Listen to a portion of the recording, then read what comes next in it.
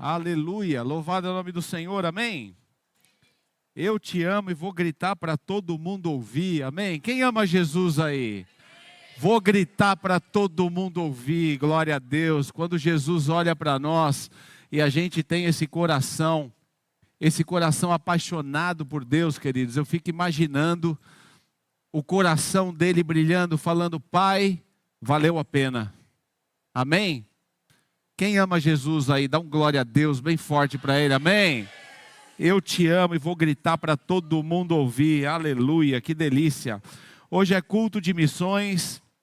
Você que está visitando a gente aí pela primeira vez, que está aqui, quem está aí participando através aí online, é um culto de missões e a gente vai falar de um dos grandes missionários, um baita de um missionário, que é o apóstolo Paulo. A gente está numa jornada aí no livro de Atos e hoje a gente vai falar do capítulo 9. Então abre comigo aí sua Bíblia no livro de Atos, capítulo 9.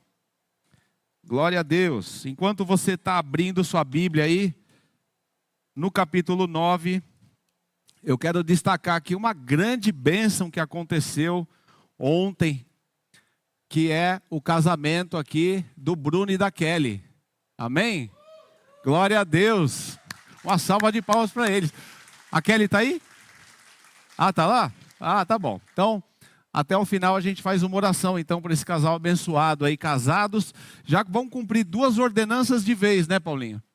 Porque cumpriram a ordenança do casamento e vão se batizar também. Glória a Deus. Louvado é o nome do Senhor.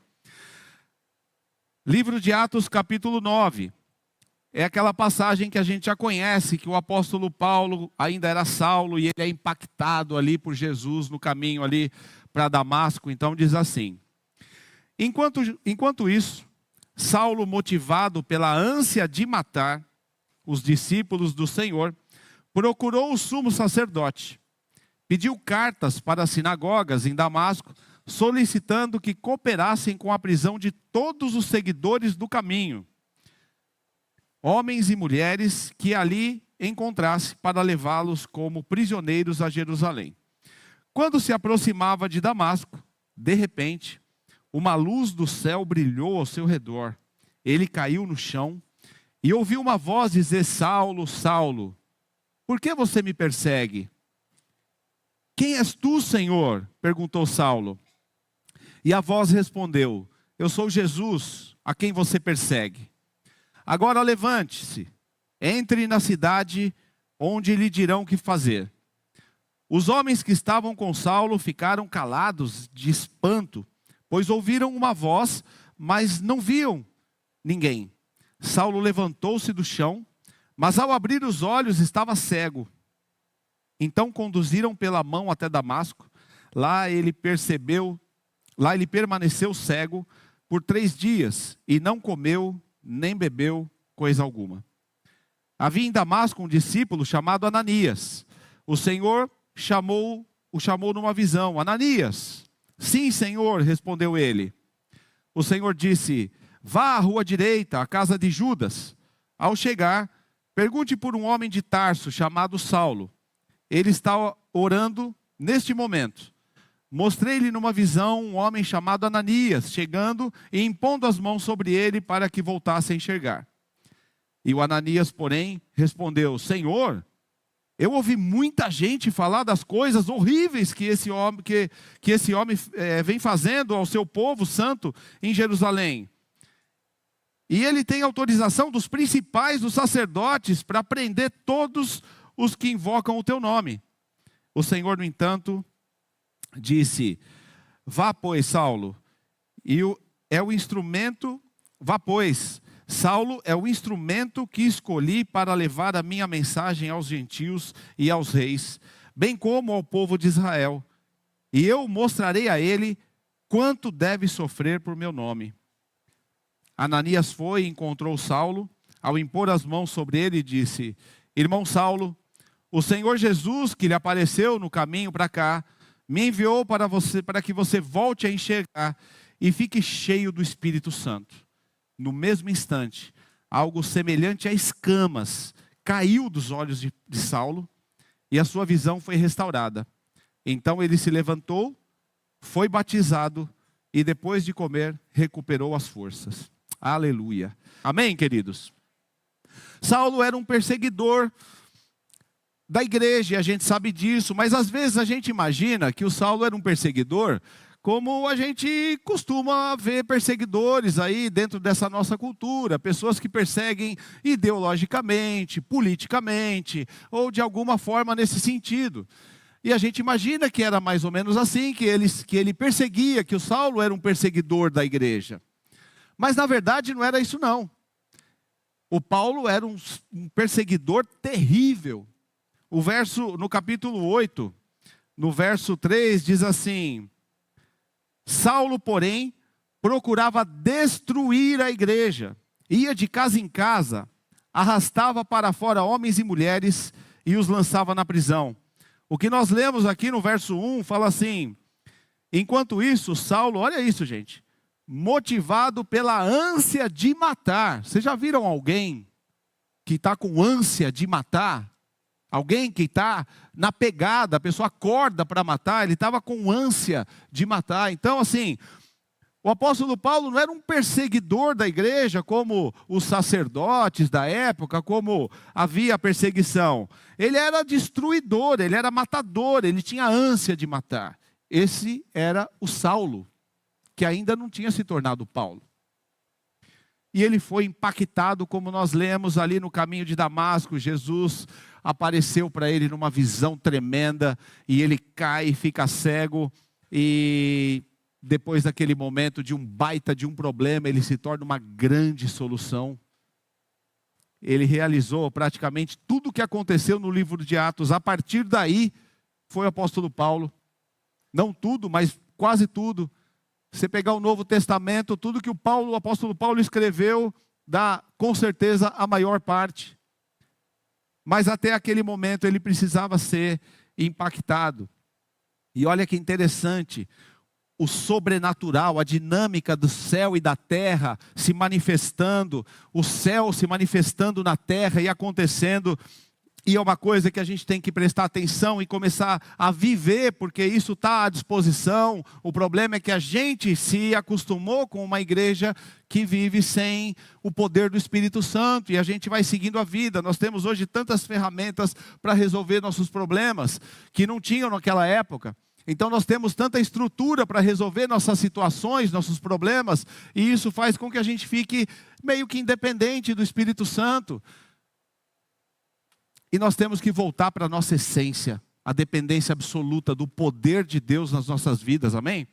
Mas olha que interessante que acontece, porque é toda uma dinâmica. O Espírito Santo vai e pega o Saulo ali no caminho de Damasco. Ao mesmo tempo ele fala lá com Ananias, que está em outro lugar, já prepara o coração do Ananias.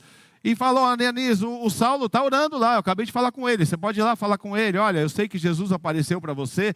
Olha que dinâmica, como Deus age no nosso meio, como o Espírito Santo é realidade para nós, como ele é verdade, como como a gente pode viver o poder de Deus na nossa vida. Às vezes e aí a gente vai aqui para o primeiro ponto aqui da palavra, dessa mensagem, que o poder de Jesus sobre as pessoas, o poder que Jesus tem sobre as pessoas, o poder do céu sobre as pessoas. Nós somos criaturas do céu, e às vezes há perseguidores nas nossas vidas, pessoas que por algum motivo nos perseguem, e pode ser, sei lá, o chefe, alguém do trabalho, alguém da faculdade, alguém da escola, alguém de algum lugar, por algum motivo, resolve nos perseguir de alguma forma, e aí é o momento da gente decidir quem nós somos quem? Nós somos parceiros do apóstolo Paulo, do Ananias, do Filipe, do Pedro. Nós somos da mesma igreja que eles frequentam? Fazemos parte do mesmo reino que eles frequentam? Ou a gente é dessa geração e a gente tem tantos recursos para resolver as coisas, então nem lembra do Espírito Santo, a gente simplesmente resolve as coisas na força do ódio, ou na força do braço, ou na força da estrutura que tem nas nossas mãos para resolver, e a gente fala: pô, que cara chato no meu pé, eu não gosto daquele cara, o que eu faço para tirar esse cara do meu caminho? Quando O que Deus espera de nós, querido, é que nós, como Jesus disse, ore pelos seus inimigos. Ore por eles. Abençoa seus inimigos. E se precisar de ajuda, ajuda ele também. Isso impacta as pessoas. Isso é a contramão do mundo. Isso é a contramão da sociedade. Você dá um nó na cabeça da sociedade, dá um nó na cabeça do inferno, quando nós temos uma atitude de Cristo. Se há alguém como Saulo na sua vida, queridos, comece a orar por ele, comece a declarar o poder de Cristo sobre ele, comece a declarar a bênção de Deus sobre ele, comece a abençoar, comece a enxergar, a ver com seus olhos fechados o poder de Deus se manifestando naquela vida e aquela vida sendo transformada como foi a vida de Saulo. E às vezes nós temos dentro de casa pessoas passando por problemas, um filho nas drogas, um marido por algum motivo trazendo problemas para o lar, uma esposa trazendo problemas para o lar, ou o pai, ou a mãe, ou enfim, os contextos de vida que acontecem no nosso meio. E é a mesma coisa, o poder de Jesus Cristo transforma pessoas. Jesus impacta pessoas, Ele pode fazer isso, Ele pode fazer isso, Ele continua fazendo isso. Nós é que esquecemos disso. Nós é que nem sempre acreditamos nisso de todo o coração. Nós continuamos seguindo a vida apenas como seres humanos aqui nessa terra. E o Ananias também ficou assustado porque... Como que eu vou, Senhor? Como é que eu vou lá falar com esse Saulo? Ele vai me matar. Esse cara está matando todo mundo. Ele está prendendo todo mundo. Como é que eu vou lá falar com ele? Ele ficou assustado, ficou com medo, mas ele obedeceu. Foi lá. Eu lembro de uma vez que eu era bem novinho na fé, assim, nem lembro se eu já tinha me batizado. Acho que eu não tinha me batizado ainda, se eu não estiver enganado. E eu fui... na empresa que eu trabalhava, eu fui prestar um serviço, fui fazer alguma coisa no escritório de advocacia da empresa. E como era um caso muito sério, eu tinha que falar com o chefão lá do escritório. O cara era um bambambam de São Paulo, dos advogados. Eu olhava para aquele cara, não de estatura, mas assim, de autoridade. Eu olhava para aquele cara assim. E aí... no caminho que eu estava indo para lá, eu senti o Espírito Santo, naquele primeiro amor, tinha acabado de me converter, e eu senti o Espírito Santo, fala de mim para ele. Me gelou assim, a espinha inteira, assim, me tremeu tudo. Eu falei, meu Deus, como é que eu vou falar para aquele homem de Jesus? Não tem, ele vai me expulsar de lá, ele vai me mandar embora. E aí eu entrei na sala dele, e quando eu sentei na mesa dele, passei uma vergonha danada, porque eu estava escorrendo de suor, de medo, eu suava, eu punha a mão na mesa dele e ficava tudo melado, a mesa melada de tanto, eu estava suando e tal, mas aí eu falei para ele, eu falei, olha, eu preciso falar uma coisa para você, você me perdoa, me desculpa, mas eu preciso falar uma coisa para você, Jesus morreu na cruz por você. Eu lembro que eu falei coisas muito básicas assim para ele. Jesus morreu na cruz por você, para restaurar a tua vida, para transformar a tua vida, para que a tua vida seja abençoada e você leve essa bênção para a tua casa de transformação. Coisas que o dinheiro não vai levar, a sua autoridade como advogado também não vai levar. É coisas que só vêm do céu para a tua casa. E ele ficou olhando para mim, e aí eu parei também, travei, não sabia mais o que falar, não tinha mais nada para falar além disso. E ele olhando para mim, olhando para ele, ele falou assim, e o que eu faço para ter isso? Eu falei, você repete a oração que eu vou te falar agora. Aí tremendo, e nem sei como é que eu fiz essa oração, mas sei que Deus ouviu, porque com certeza Deus ouviu, mas nem sei se eu fiz a oração como deveria fazer. E eu não sei também depois o que aconteceu com esse homem, porque eu nunca mais vi. Eu sei que a semente ficou plantada lá. Às vezes você tem pessoas, queridos, que pode te assustar, pessoas que podem te assustar, pessoas que podem te deixar meio preocupado, mas eu vou falar para aquele cara não vai com a minha cara, aquele cara nem olha para mim, aquela pessoa é isso, aquela pessoa é aquilo. Meu irmão, você não vai converter ninguém, nem eu, nós não vamos converter ninguém, nós vamos anunciar o Evangelho. E o Espírito Santo transforma as pessoas, amém? E o segundo ponto é que é uma pergunta que eu tenho tentado entender isso na minha vida. e eu creio que pode servir para muitos de nós aqui. Você já alcançou exatamente o chamado para o qual você nasceu na tua vida? Você já alcançou o chamado para que você nasceu na tua vida? Ou você ainda está num processo de treinamento para chegar lá? Deus está te treinando, porque é muito interessante essa passagem que Saulo, a gente imagina Saulo, dentro desse contexto, às vezes a gente imagina o Saulo como um cara muito mal, um cara muito ruim, e um cara, sei lá, que estava ali contratado para matar cristão, era o emprego dele, mas não era nada disso não. O Saulo era um baita de um servo fiel, o Saulo servia com muita fidelidade, o Saulo servia de todo o coração e com muita dedicação. O Saulo, ele era fundamentalista. Aquilo não era apenas que ele estava numa fase que aqueles homens lá, os sacerdotes, começaram a sentir a inveja e não entenderam e não queriam perder a autoridade que eles tinham. E começou aquele Jesus de Nazaré fazer milagres e falar que ele era o Filho de Deus e anunciar o reino. E as pessoas estavam ficando impactadas com aquilo. Aquilo assustou eles e eles se revoltaram contra Jesus e os discípulos. E o Paulo foi inflamado naquele contexto. O Saulo ficou inflamado com aquela situação. E ele era tão fundamentalista e tão fiel ao que ele servia, que aquilo entrou no sangue dele. Ele falou, vamos acabar com esse povo está atrapalhando. Vamos acabar, eles são blasfemos. Estão blasfemando contra o nosso Deus e vamos acabar com eles. Mas ele não era uma pessoa má, ele era alguém que era muito fiel no que fazia e muito dedicado no que fazia. É um grande religioso, trabalhava arduamente, sincero, dedicado. Na cabeça do Saulo, estava tudo muito bem resolvido na vida dele. Na cabeça do Saulo, eu estou muito bem com Deus, eu estou servindo a Deus, e estou ainda acabando com esse povo que está aí, falando esse monte de blasfêmias aí. Na cabeça do Saulo, ele estava muito bem com Deus. E às vezes nós estamos assim também. Às vezes a gente está muito bem, na nossa cabeça está tudo muito resolvido. Eu já me converti, já aceitei a Cristo e tenho a vida eterna, e é verdade. E meu chamado é fazer o que eu faço. Meu chamado é estar fazendo o que eu faço, seja lá o que for, seja a área que for que eu trabalho. Esse é meu chamado e eu estou cumprindo o meu chamado. Será que a gente está cumprindo o chamado? Porque o Paulo, ou o Saulo, quando Deus criou o Saulo para fazer o que ele fez.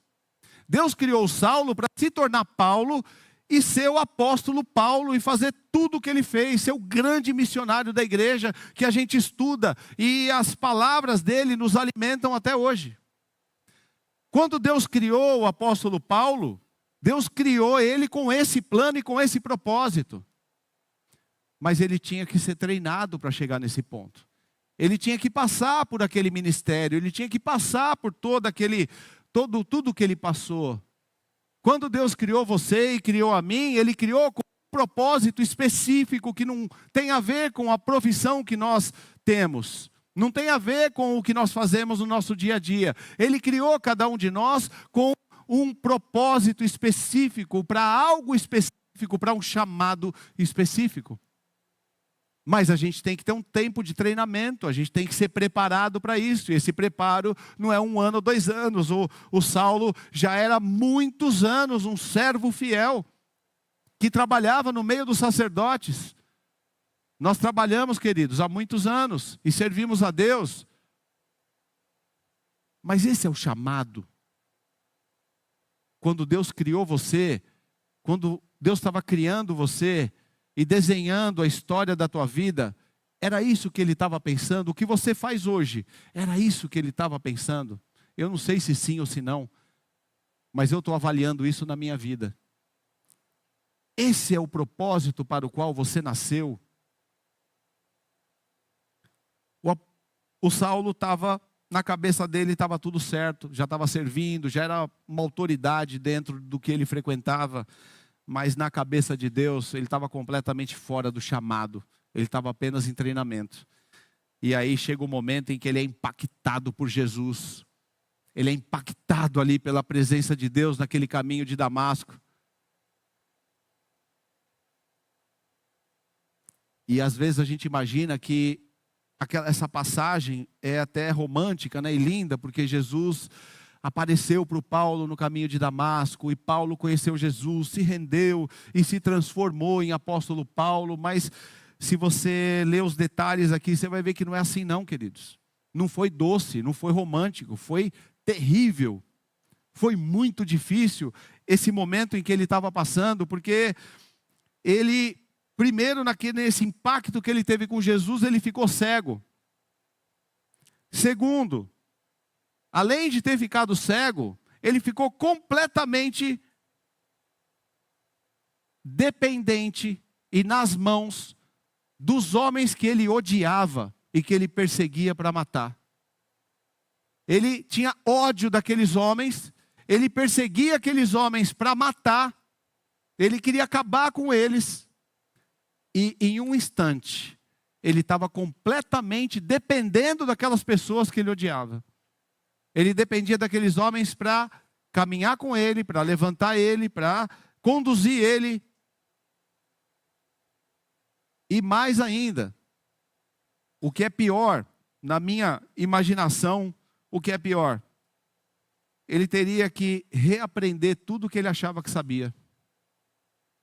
Tudo que ele achava que sabia, que ele tinha aprendido, tudo que ele tinha estudado, tudo que ele defendia, as convicções, os conceitos formados, os preconceitos, tudo que ele se via como mestre, ele teria que jogar tudo fora e reaprender, e quem ia ensinar para ele eram aqueles homens que ele queria matar.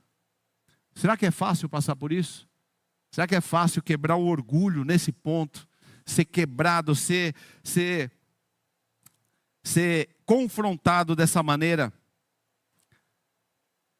Mas o interessante é que, apesar de ter sido muito difícil esse impacto na vida dele, apesar de ter sido muito difícil tudo isso que aconteceu, esse processo todo tirou ele do lugar de treinamento e colocou ele no lugar pelo qual ele foi chamado, colocou ele no lugar pelo qual ele nasceu, colocou ele no lugar onde Deus queria que ele estivesse.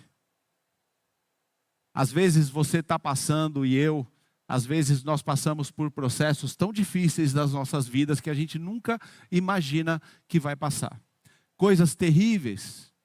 E a gente passa tempos e tempos e perguntando: Senhor, mas por que isso? Por que isso está acontecendo, Senhor? Eu não esperava isso, eu sou fiel, eu sirvo aqui na sinagoga, mato esse pessoal que blasfema, eu sou tão bonzinho, eu sou um servo fiel, dedicado. Por que está acontecendo isso na minha vida? E a resposta de Deus: filho, eu quero te colocar no centro da minha vontade. Eu quero te colocar no propósito pelo qual você nasceu. Para cumprir o chamado pelo qual você nasceu. Você nasceu para alguma coisa específica. E se precisar de passar por um impacto na tua vida, para entrar nesse caminho, Deus não vai te poupar. E não vai me poupar também. Amém, queridos? Não é fácil passar por esses processos, mas eles são tão importantes e causam tanto efeito nas nossas vidas e tanta transformação. Será que nós estamos realizando o chamado que Deus tem para nós?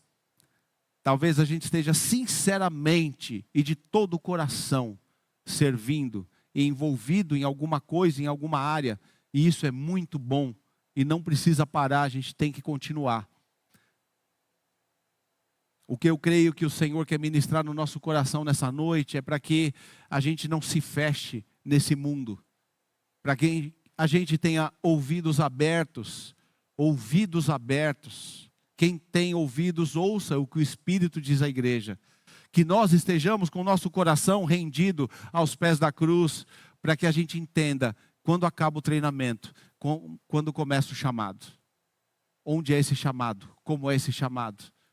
Amém, queridos? Aleluia. Eu creio que Deus está trazendo e está começando a mover no nosso meio um grande avivamento. Mas para ele cumprir esse avivamento, ele precisa de corações olhando para ele.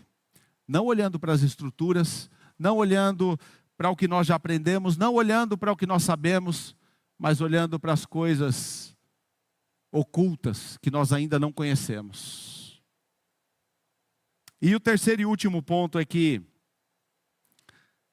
será que a gente realmente confia cegamente em Deus? Uma pergunta para cada um de nós responder para si mesmo e para Ele. Será que a gente confia cegamente em Deus? Será que a gente confia de forma ao ponto de estar vulnerável a Ele, ao ponto de perder o controle, de não ter mais o controle? Será que a gente consegue confiar cegamente que Deus supre sua vida financeira? Nós conseguimos? Porque nós conseguimos confiar no poder de Deus quando a gente tem uma aposentadoria, quando a gente tem uma renda, quando tem um emprego, quando tem um negócio, quando seja lá o que for, quando a gente é adolescente e o pai paga a conta. Aleluia, que delícia, que saudade.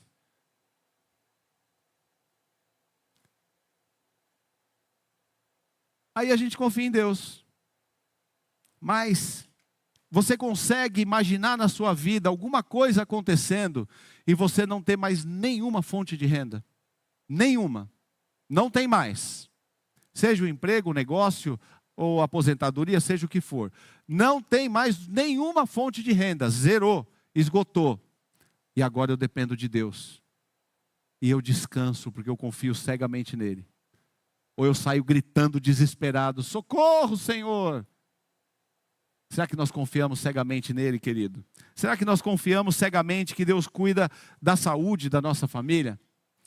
Nós confiamos cegamente que Deus cuida dos nossos filhos. Nós confiamos cegamente que Deus nos guarda de todo mal. Nós confiamos cegamente no poder de Deus sobre nossas vidas. É possível a gente ter essa confiança em Deus? É possível, sim. Precisa de uma grande transformação. A gente precisa viver o evangelho do primeiro século. A gente precisa ser cheio do Espírito Santo. Mas é possível confiar cegamente em Deus. E eu creio que é isso que o Senhor quer despertar nosso coração para esse tempo. Eu creio que Deus quer trazer para nós, sim, um grande avivamento. Algo que nós não vimos ainda. Mas a gente precisa estar com o nosso coração sem controle. A gente precisa estar vulnerável a Ele, precisa confiar nele cegamente. Depender do poder dele sobre nossas vidas. O Saulo era um servo sincero, dedicado, mas ele ainda não conhecia o poder de Deus. Ele conhecia tudo da religião, ele conhecia as letras, conhecia a palavra, ensinava, um baita de um mestre, conhecia tudo. Mas ele ainda não conhecia o poder do Deus que ele servia. Como nós entendemos o poder de Deus? Muitas vezes nós criamos uma caixinha do Evangelho, nós criamos uma caixinha e a gente encaixa todo o poder de Deus, toda a soberania de Deus, o poder de influência de Deus sobre a terra, a soberania de Deus sobre toda a terra, o governo que está sobre os ombros dele. Nós confundimos e a gente pega tudo isso, o governo de Deus sobre os homens, e a gente põe tudo dentro de uma caixinha que cabe na nossa cabeça, que cabe na nossa cultura, que cabe nesse século que a gente vive, que cabe dentro da nossa religião. E a gente fecha ele dentro disso. Espero que a gente entenda o que Deus está querendo dizer para nós, queridos, para que a gente não precise passar por um impacto tão grande na vida, para a gente poder abrir, rasgar o nosso coração, para a gente conseguir abrir mão de alguma coisa que segura a gente, para a gente conseguir abrir mão das nossas estruturas, de onde nós estamos firmados, para a gente abrir mão das muletas que a gente usa, para não precisar exercer uma fé que move montanhas, para a gente abrir mão das coisas que nos mantêm firmes e sólidos, e confiar cegamente nele. Que Deus encontre um caminho para trabalhar nossas convicções, nossos conceitos, ou seja lá o que for que nos mantém nessas caixinhas. O impacto que nós precisamos realmente, queridos, é conhecer o poder desse Deus sobre nós. A gente precisa de um impacto como Saulo. Talvez dizer para Deus, como a gente vê Paulo descrevendo depois na mensagem, nos livros que ele escreve, o coração do Paulo, depois desse impacto, a gente precisa talvez dizer para ele: Senhor, eu já aprendi muita coisa, eu já pensei muita coisa, eu já defini muita coisa na minha cabeça, mas talvez eu ainda não te conheci. Talvez eu ainda não te conheci a ponto de aliviar a minha alma de tudo isso. A ponto de descansar verdadeiramente no teu poder. A ponto de depender totalmente do Senhor. Talvez a gente tenha que fazer a mesma pergunta que Paulo fez quando ele foi impactado por Deus. O Deus que ele achava que servia. O Deus que ele achava que conhecia. O Deus que ele era um ministro, um servo. Mas quando ele se deparou com a presença de Jesus, ele não sabia quem era. Quem és tu, Senhor? Quem és tu, Senhor? Talvez, queridos, essa é uma pergunta que eu e você precisa fazer para ele. Senhor, eu te conheço, eu já te estudei, eu conheço a sua palavra, eu até falo do Senhor, eu oro, eu até tenho um ministério, até trabalho. Mas agora, Senhor, eu preciso saber quem és tu, Senhor. Quem és tu, Jesus? Espírito de Deus revela no nosso coração quem és tu, Jesus. Aleluia, Jesus, poderoso. Vamos ficar de pé, queridos. Aleluia. Quem és tu, Jesus? Fecha seus olhos, meu irmão. E se você tem carregado o peso da vida, se você tem carregado o peso dessa vida, o peso das preocupações, se você tem se firmado nas estruturas, Deus quer arrancar tudo isso de você nessa noite, em nome de Jesus. Aliviar seu coração, para que como Paulo, como Saulo, você se depare com Jesus e aprenda a viver no poder dele. Quem és tu, Jesus? Quem és tu, Senhor? Eu não suporto mais carregar esse peso nas minhas costas, essa opressão da vida. Eu quero te entregar esse peso, eu quero confiar no Senhor a ponto de ter paz. Eu quero confiar no Senhor a ponto de conseguir sorrir quando eu estou sozinho, não quando eu estou no meio de pessoas. Eu quero aprender a confiar no Senhor de todo o meu coração, a ponto de eu sorrir quando eu estou sozinho com os meus pensamentos. Eu quero confiar no seu poder a ponto de não sofrer com as incertezas da vida. Eu quero descansar no meio do que está acontecendo ao meu redor. Eu quero trazer paz em meio ao que eu estou vivendo. O Paulo entendeu, queridos, isso. Quando ele foi impactado, ficou cego, perdeu tudo.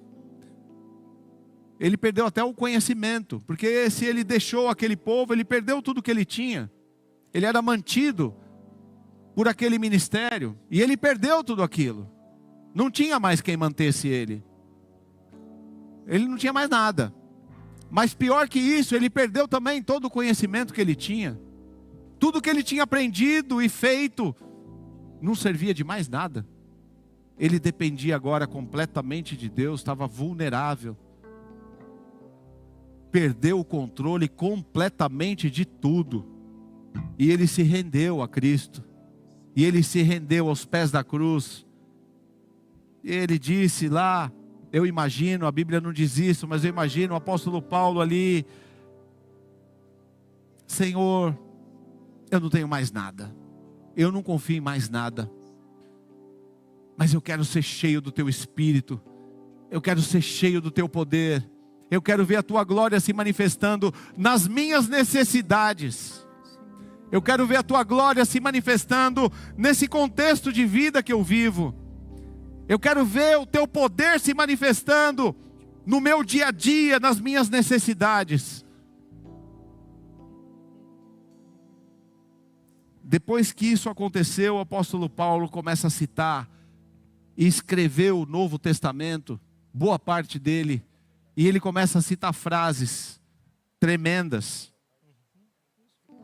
Ele começa a dizer: no amor de Cristo não tem medo, não existe medo. Se você está no amor de Cristo, não existe medo, porque o amor expulsa todo medo. Não existe medo no amor de Cristo. O Saulo ficou cego, queridos, porque ele precisava entender que ele já era cego. Ele ficou cego ali, e Jesus fez ele ficar cego, porque era uma mensagem para ele entender que ele já era cego e não entendia nada. Apesar de muito conhecimento, apesar de ser um grande religioso, sincero, verdadeiro no que fazia, ele ainda era só um religioso. Ele confiava nas suas soluções, ele confiava nas suas convicções. Mas quando ele foi impactado por Jesus, nós lemos aqui na palavra que Deus tirou as escamas dos olhos dele. Ele deixou de ser cego. Deus tirou as escamas dos olhos dele. Depois desse impacto todo que aconteceu, depois que ele caíram as escamas dos olhos dele, depois que ele deixou de confiar em tudo que ele criou na vida dele, ele não tinha mais medo de nada. Não tinha mais medo da prisão, não tinha mais medo da morte, ele não tinha mais medo de nada.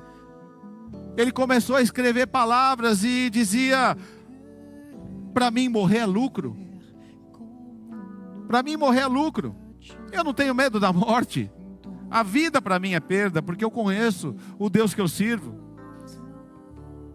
As palavras que o apóstolo Paulo dizia, queridos, não eram frases que ele leu, não eram frases de pregação. Ele falava palavras em que ele era firmado. Ele falava palavras que estavam dentro da alma dele. As estruturas dele se tornaram aquelas palavras que ele dizia. Ele não tinha mais medo de citar as palavras de Jó: nu vim do ventre da minha mãe e nu retornei. Deus deu, Deus tira, louvado é o nome do Senhor. Ainda que a figueira não floresça, ainda que não haja fruto da vide, eu me alegrarei no Senhor. Não andem ansiosos por coisa alguma, porque perto está o Senhor. Ele guarda o seu coração e a sua mente em Cristo Jesus. Ele entendeu, queridos, e disse isso: quando eu estou fraco, aí é que eu sou forte. Porque quando eu estou fraco, eu dependo completamente do meu Deus. Quando eu estou fraco, eu estou vulnerável e sem controle. Quando eu estou fraco, eu confio cegamente em Deus. Quando eu estou forte, eu confio em mim mesmo.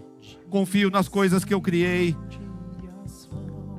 E aí ele escreve Romanos 5, capítulo 5, verso 3, que é tremendo. E ele fala assim: também nos alegramos ao enfrentar as dificuldades e provações, pois nós sabemos que contribuem para o desenvolvimento da perseverança. E a perseverança produz caráter aprovado.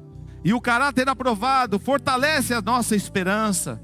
E essa esperança não nos decepcionará, pois sabemos quanto Deus nos ama, uma vez que Ele nos deu o seu Espírito Santo para nos encher o coração com o seu amor.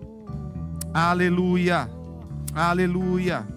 Em Espírito de Deus, confronta a nossa alma, Senhor. Confronta nosso coração, Pai.